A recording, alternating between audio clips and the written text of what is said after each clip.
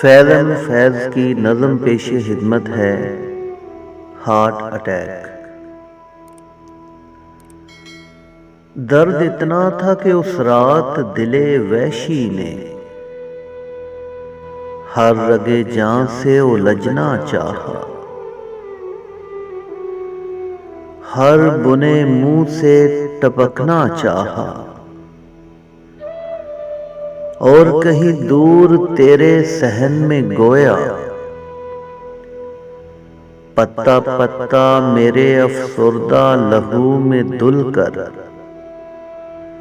حسن ماہتاب سے آزردہ نظر آنے لگا۔ میرے ویرانہ تن میں گویا سارے دکھتے ہوئے ریشوں کی تنابیں کھل کر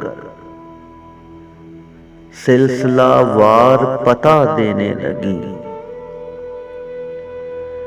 رخصت قافلہ شوق کی تیاری کا،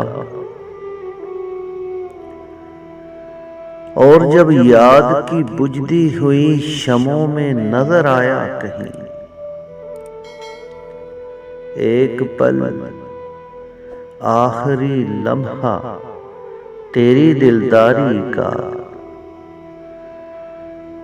درد اتنا تھا کہ اس سے بھی گزرنا چاہا،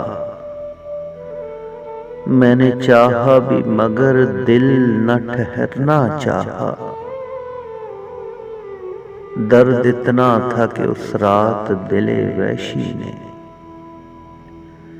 ہر رگے جان سے الجھنا چاہا۔